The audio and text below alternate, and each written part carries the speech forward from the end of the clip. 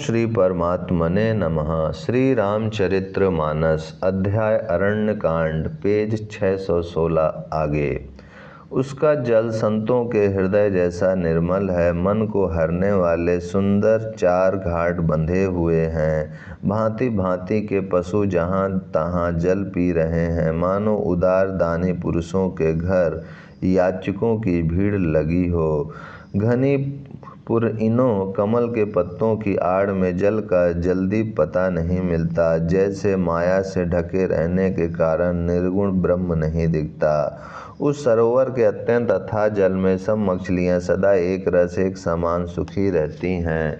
जैसे धर्मशील पुरुषों के सब दिन सुखपूर्वक बीतते हैं। उसमें रंग बिरंगे कमल खिले हुए हैं। बहुत से भंवरे मधुर स्वर से गुंजार कर रहे हैं। जल के मुर्गे और राजहंस बोल रहे हैं, मानो प्रभु को देखकर उनकी प्रशंसा कर रहे हों। चक्रवाक बगुले आदि पक्षियों का समुदाय देखते ही बनता है, उनका वर्णन नहीं किया जा सकता। सुंदर पक्षियों की बोली बड़ी सुहावनी लगती है, मानो रास्ते में जाते हुए पथिक को बुलाए लेती हो। उस झील पंपा सरोवर के समीप मुनियों ने आश्रम बना रखे हैं। उसके चारों ओर वन के सुंदर वृक्ष हैं। चंपा, मौलसिरी, कदम, तमाल, पाटल, कटहल, ढाक और आम आदि बहुत प्रकार के वृक्ष नए नए पत्तों और सुगंधित पुष्पों से युक्त हैं, जिन पर भंवरों की समूह गुंजार कर रहे हैं। स्वभाव से ही शीतल, मंद, सुगंधित एवं मन को हरने वाली हवा सदा बहती रहती है। कोयलें कुहू कुहू का शब्द कर रही हैं। उनकी रसीली बोली सुनकर मुनियों का भी ध्यान टूट जाता है। फलों के बोझ से झुककर सारे वृक्ष पृथ्वी के पास आ लगे हैं। जैसे परोपकारी पुरुष बड़ी संपत्ति पाकर विनय से झुक जाते हैं। श्री राम जी ने अत्यंत सुंदर तालाब देखकर स्नान किया और परम सुख पाया। एक सुंदर उत्तम वृक्ष की छाया देखकर श्री रघुनाथ जी छोटे भाई लक्ष्मण जी सहित बैठ गए। फिर वहाँ सब देवता और मुनि आए और स्तुति करके अपने अपने धाम को चले गए। कृपालु श्री राम जी परम प्रसन्न बैठे हुए छोटे भाई लक्ष्मण जी से रसीली कथाएं कह रहे हैं। भगवान को विरह युक्त देखकर नारद जी के मन में विशेष रूप से सोच हुआ। उन्होंने विचार किया कि मेरे ही शाप को स्वीकार करके श्री राम जी नाना प्रकार के दुखों का भार सह रहे हैं, दुख उठा रहे हैं। ऐसे भक्त वत्सल प्रभु को जाकर देखूं, फिर ऐसा अवसर ना बन आवेगा। यह विचार कर नारद जी हाथ में वीणा लिए हुए वहाँ गए जहाँ प्रभु सुखपूर्वक बैठे हुए थे। वे कोमल वाणी से प्रेम के साथ बहुत प्रकार से बखान कर रामचरित का गान करते हुए चले आ रहे थे। दंडवत करते देखकर श्री रामचंद्र जी ने नारद जी को उठा लिया और बहुत देर तक हृदय से लगाए रखा। फिर स्वागत कुशल पूछकर पास बैठा लिया।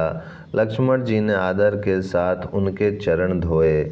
बहुत प्रकार से विनती करके और प्रभु को मन में प्रसन्न जानकर तब नारद जी कमल के समान हाथों को जोड़कर वचन बोले। हे स्वभाव से ही उदार श्री रघुनाथ जी, सुनिए, आप सुंदर, अगम और सुगम वर के देने वाले हैं। हे स्वामी, मैं एक वर मांगता हूँ, वह मुझे दीजिए। यद्यपि आप अंतर्यामी होने के नाते सब जानते ही हैं। श्री राम जी ने कहा, हे मुनि, तुम मेरा स्वभाव जानते ही हो। क्या मैं अपने भक्तों से कभी कुछ छिपाव करता हूँ? मुझे ऐसी कौन सी वस्तु प्रिय लगती है जिसे हे मुनिश्रेष्ठ तुम नहीं मांग सकते? मुझे भक्त के लिए कुछ भी अदेय नहीं है, ऐसा विश्वास भूल कर भी मत छोड़ो। तब नारद जी ने हर्षित होकर बोला, मैं ऐसा वर मांगता हूँ, यह धृष्टता करता हूँ। यद्यपि प्रभु के अनेकों नाम हैं और वेद कहते हैं कि वे सब एक से एक बढ़कर हैं, तो भी हे नाथ, राम नाम सब नामों से बढ़कर हो और पाप रूपी पक्षियों के समूह के लिए यह वधिक के समान हो। आपकी भक्ति पूर्णिमा की रात्रि है, उसमें राम नाम यही पूर्ण चंद्रमा होकर और अन्य सब नाम तारागण होकर भक्तों के हृदय रूपी निर्मल आकाश में निवास करे। कृपा सागर श्री रघुनाथ जी ने मुनि से एवं अस्तु ऐसा ही हो कहा। तब नारद जी ने मन में अत्यंत हर्षित होकर प्रभु के चरणों में मस्तक नवाया। श्री रघुनाथ जी को अत्यंत प्रसन्न जानकर नारद जी फिर कोमल वाणी बोले, हे राम जी, हे रघुनाथ जी, सुनिए। जब आपने अपनी माया को प्रेरित करके मुझे मोहित किया था, तब मैं विवाह करना चाहता था। हे प्रभु, आपने मुझे किस कारण विवाह नहीं करने दिया? प्रभु बोले, हे मुनि सुनो, मैं तुम्हें हर्ष के साथ कहता हूँ कि जो समस्त आशा भरोसा छोड़कर केवल मुझको ही भजते हैं, मैं सदा उनकी वैसे ही रखवाली करता हूँ जैसे माता बालक की रक्षा करती है। छोटा बच्चा जब दौड़कर आग और सांप को पकड़ने जाता है तो वहाँ माता उसे अपने हाथों अलग करके बचा लेती है।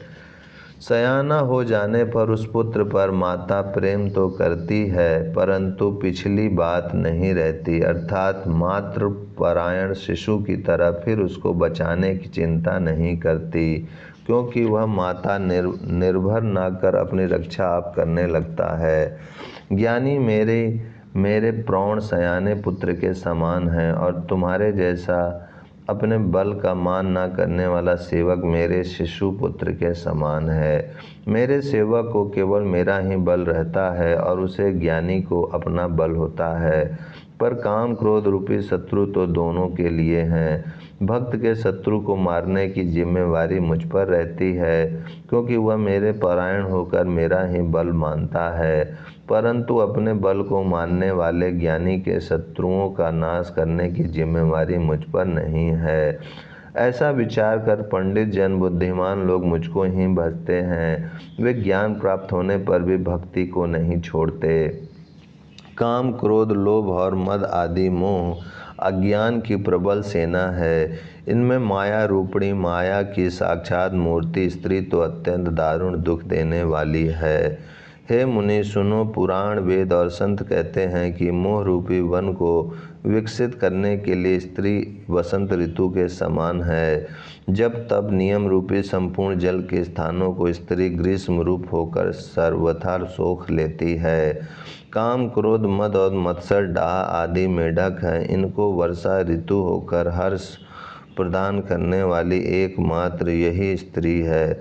बुरी वासनाएं कुमुदों के समूह हैं, उनको सदैव सुख देने वाली यह शरद ऋतु है। समस्त धर्म कमलों के झुंड हैं, यह नीच विषय जन सुख देने वाली स्त्री हिम ऋतु होकर उन्हें जला डालती है। फिर ममता रूपी जवास का समूह वन स्त्री रूपी शिशिर ऋतु को पाकर हरा भरा हो जाता है।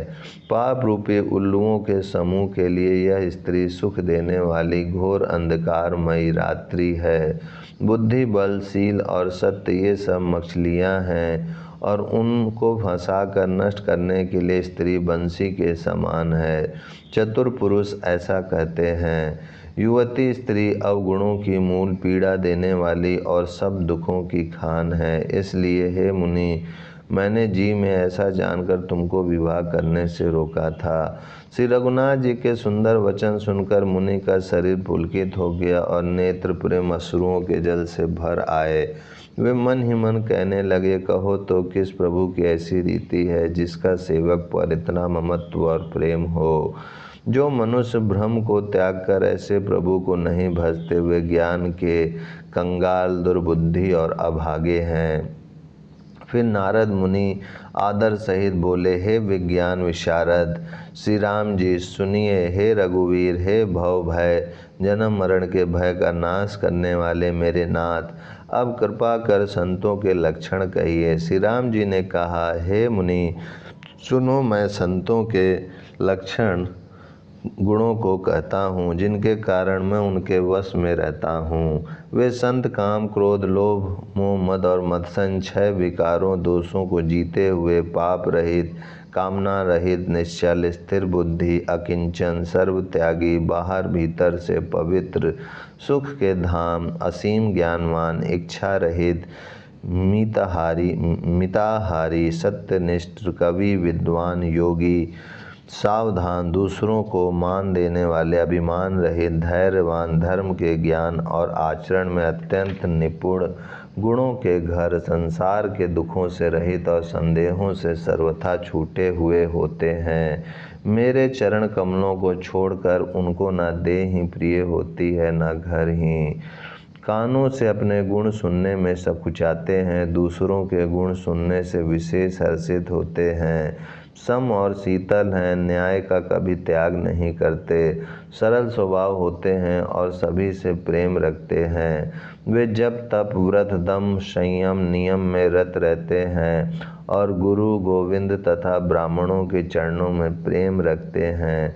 उनमें श्रद्धा क्षमा मैत्री दया मुदिता प्रसन्नता और मेरे चरणों में निष्कपट प्रेम होता है तथा वैराग विवेक विनय विज्ञान परमात्मा के तत्व का ज्ञान और वेद पुराण का यथार्थ ज्ञान रहता है।